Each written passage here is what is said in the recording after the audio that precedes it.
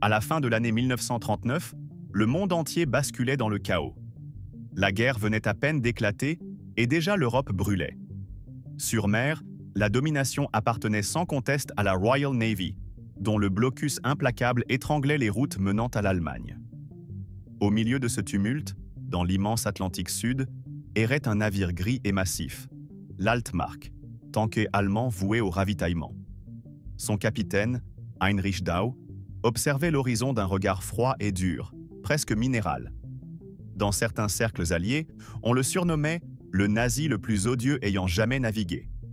Mais derrière sa rigidité, une inquiétude. Son navire était désormais seul, isolé, traqué, et son avenir incertain.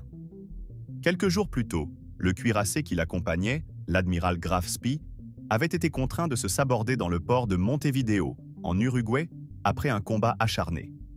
Dau savait parfaitement ce qu'il risquait. Fuir vers l'Amérique du Sud et disparaître incognito dans la masse de réfugiés, ou tenter l'impossible, ramener coûte que coûte son bâtiment en Allemagne. Dans son esprit, la réponse ne faisait pas de doute. L'honneur passait avant la survie. Le Altmark n'était pas un simple pétrolier. Dans l'économie de guerre du Reich, c'était une pièce stratégique. Mais ce que Dau ignorait, c'est que la véritable menace ne viendrait pas seulement des destroyers britanniques. Elle grondait aussi sous ses propres ponts, là où des centaines d'hommes retenus prisonniers rongeaient leur désespoir.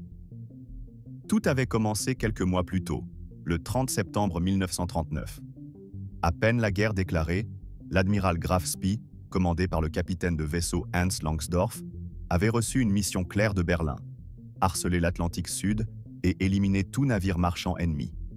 Son premier coup fut le SS Clément, cargo britannique. Malgré l'ordre de silence radio, son opérateur émit un SOS désespéré. Il n'eut pas le temps de donner la position exacte. Presque aussitôt, un hydravion Arado du Graf Spee surgit des nuages et balaya le pont d'une rafale meurtrière. Le capitaine du Clément, Frederick Harris, resta à son poste jusqu'au dernier instant avant d'être fait prisonnier et conduit sur le croiseur allemand. Langsdorff, à la différence d'autres officiers du Reich, respectait scrupuleusement l'ancien code de guerre maritime. Il coulait les bateaux, certes, mais recueillait systématiquement les équipages. Un paradoxe, ces attaques semèrent la terreur, mais ces prisonniers, au moins, n'étaient pas exécutés. Peu à peu pourtant, la situation devenait intenable. Chaque cargaison coulée amenait son lot de survivants. Le Graf Spee se retrouvait encombré de centaines d'hommes entassés, épuisant vivres et espace. C'est à ce moment que surgit une solution, l'Altmark, qui suivait de près le cuirassé pour lui fournir carburant et munitions. Très vite, l'idée s'imposa. Le tanker se transformerait en prison flottante. Dau protesta intérieurement. Il n'avait ni vocation ni envie de jouer les geôliers, mais l'ordre de Langsdorff s'imposait. Les équipages capturés furent donc transférés dans des cales sombres, mal ventilées, réduits à des fantômes entassés sous la férule des gardes allemands. Pendant ce temps, le Graf Spee poursuivait sa campagne avec brutalité et ruse. Il avançait parfois sous fausses couleurs alliées, s'approchant de ses proies comme un loup déguisé en mouton. Mais début décembre 1939, sa chance tourna. Le 13, il croisa la route de 3 croiseurs britanniques, l'Exeter, l'Ajax et l'Achille. Le choc fut immédiat, connu plus tard sous le nom de bataille du Rio de la Plata. Les canons de 280 mm du Graf Spee infligèrent des dommages terribles à l'Exeter, mais la riposte britannique fut redoutable. Sous un déluge de plus de 70 impacts, le navire allemand fut saigné.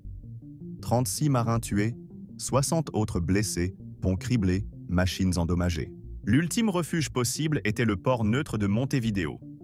Langsdorff y entra, escortant une épave flamboyante plus qu'un cuirassé. Il demanda temps et réparation. On lui accorda seulement 72 heures. Sa situation, déjà désespérée, s'alourdit encore lorsque Londres diffusa de fausses informations, feignant qu'une puissante escadre britannique l'attendait au large. Le capitaine n'eut plus d'issue. Le 17 décembre 1939, à la nuit tombée, il donna l'ordre le plus lourd de sa carrière, saborder son navire. Des dizaines de milliers d'Uruguayens assistèrent depuis la côte au spectacle effrayant. Le cuirassé en flammes s'inclina avant de disparaître dans l'estuaire. Langsdorff, quelques jours plus tard à Buenos Aires, se donna la mort dans une mise en scène solennelle, déposant le pavillon de combat de son navire sur son lit. Ainsi s'achevait la légende du Graf Spee. Mais pour l'Altmark, l'histoire ne faisait que commencer. Après la disparition dramatique du Graf Spee, l'Atlantique ne fut plus le même. La Royal Navy, enhardie par cette victoire symbolique, se déchaîna dans sa chasse aux navires allemands restés hors d'Europe. Parmi eux, le plus insaisissable était désormais l'Altmark. Heinrich Dau, désormais sans escorte, avait deux choix: tenter de fondre dans la masse des navires marchands ou regagner coûte que coûte les ports du Reich. Il opta évidemment pour la seconde solution. Mais ce tanker n'était plus un simple courrier de pétrole. Ses cales résonnèrent des cris étouffés de près de 300 marins britanniques, captifs depuis des mois. Ces prisonniers étaient confinés dans des compartiments exigus, privés d'air, plongés jour et nuit dans une odeur de métal, de mazout et de sueur rance.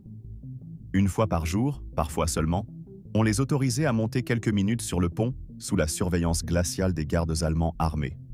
Dau, lui, se montrait intraitable. À ses yeux, ces hommes n'étaient pas des marins malchanceux, mais des ennemis à mépriser, des otages que le Reich finirait par utiliser. Si seul il avait décidé, il les aurait jetés par-dessus bord, comme il le murmurait parfois. Mais Berlin exigeait de les ramener. Avec les semaines, l'angoisse monta. Les prisonniers savaient que si le navire atteignait Hambourg ou Wilhelmshaven, leur sort serait scellé dans les camps de prisonniers allemands, peut-être pour des années. Certains rêvèrent d'un soulèvement à bord.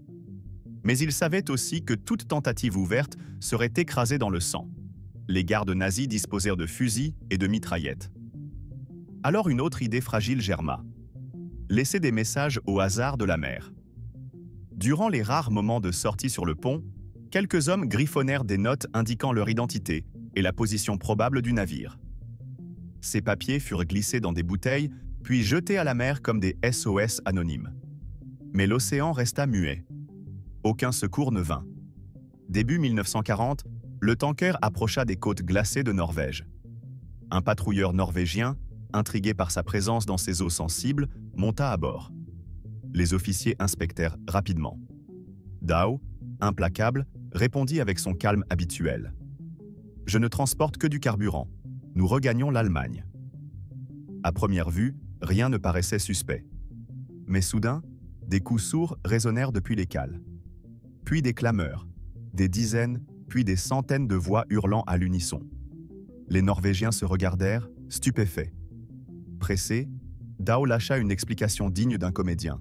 « Ce ne sont que les treuils et les machines. Mon équipage fait du bruit pour se réchauffer. » L'argument paraissait mince. Pourtant, les officiers norvégiens, faute d'instructions claires et ne voulant pas provoquer l'Allemagne, s'en tinrent là et quittèrent le navire. À peine leur silhouette disparue, Dau ordonna une répression brutale. On ouvrit les vannes, lançant des jets glacés à haute pression sur les prisonniers hurlants, avant de les replonger dans l'obscurité complète. Cependant, le doute s'était insinué. Les Norvégiens envoyèrent un rapport à Oslo, dans lequel figure une phrase lourde de conséquences. « Nous soupçonnons vivement que ce navire transporte des prisonniers de guerre. » La note norvégienne ne tarda pas à franchir la Manche. Sur le bureau du premier lord de l'Amirauté, Winston Churchill, le rapport fut posé au matin. Tout était désormais clair pour lui. 299 marins britanniques, victimes du Graf Spee, souffraient quelque part dans les cales de l'Altmark. Leur libération devenait une priorité nationale. Churchill donna l'ordre net. Localisez le navire. Forcez-le à sortir en haute mer. Abordez-le.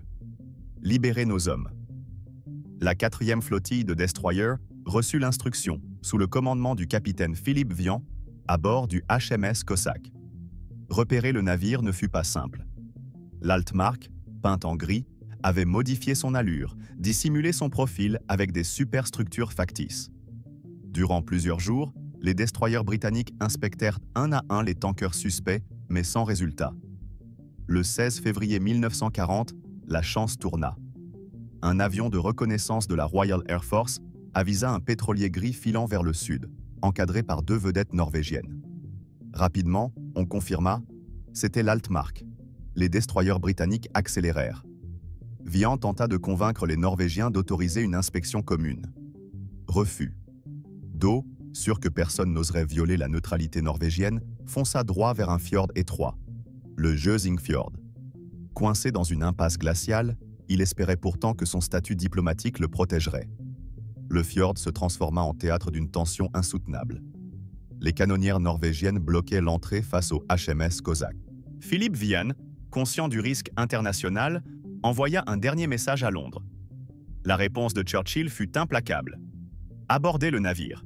Libérez les prisonniers. Si les Norvégiens tirent, ripostez seulement en cas de nécessité absolue. Un ordre qui revenait à frôler l'incident diplomatique majeur. Mais Vian comprit l'enjeu.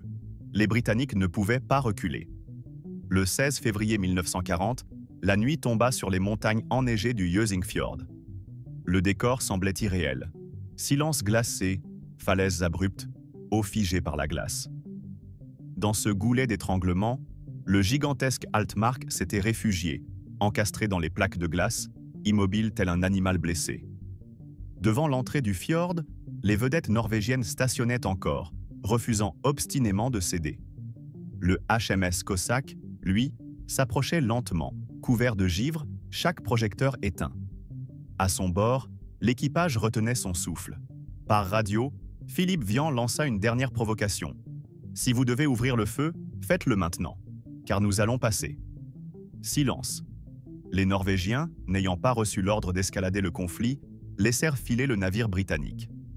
Alors, le Cossack glissa dans le fjord comme une ombre, droit vers la carcasse du Altmark. À peine le destroyer arrivé à portée, Heinrich Dau, furieux, joua sa dernière carte. Il fit démarrer les moteurs en marche arrière pour tenter une manœuvre suicidaire. La poupe énorme du tanker s'abattit comme une massue sur le flanc du Cossack. Le choc de métal fit trembler les hommes, mais rien de décisif. Une simple bosse dans la coque britannique. L'occasion était trop belle. Vian donna l'ordre attendu. Préparez l'abordage. Un silence d'acier parcourut le pont, suivi d'un cri bref.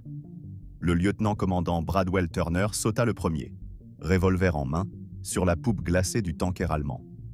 Derrière lui, des dizaines de marins britanniques suivirent, baïonnettes fixées, pistolets brandis, dans un assaut fulgurant. En quelques secondes, le pont arrière du Altmark plongea dans un chaos absolu. Les marins allemands surgirent de l'ombre, fusils crachant des balles dans la nuit. Les balles ricochèrent sur la tôle, sifflant entre les mâts. Très vite, faute de recul et dans l'étroitesse du pont, le combat se changea en lutte rapprochée. Coups de crosse, baïonnettes, corps qui s'empoignent dans le froid mordant. Les Britanniques, galvanisés par l'idée de sauver leurs compatriotes, prirent l'avantage. Un à un, les défenseurs allemands tombèrent, blessés, désarmés ou se jetant par-dessus bord pour échapper à la furie.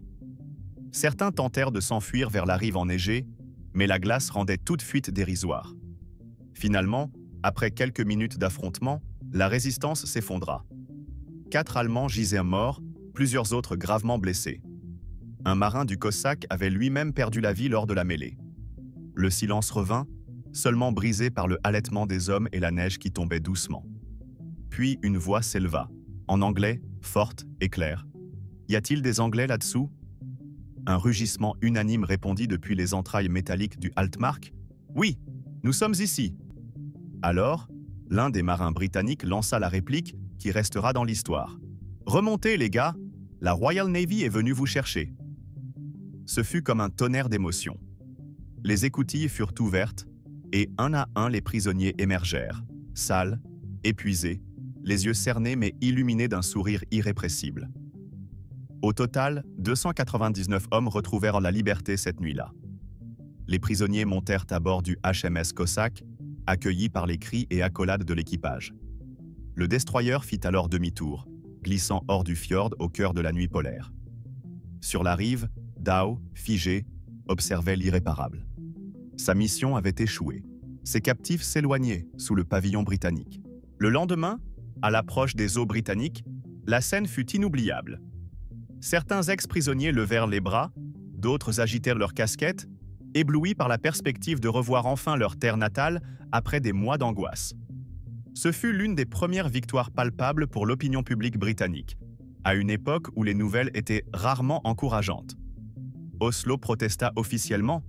La neutralité de la Norvège avait été violée par cette opération. Mais à Londres, Churchill n'eut aucun remords. Aux yeux des Britanniques, cette libération valait toutes les critiques diplomatiques.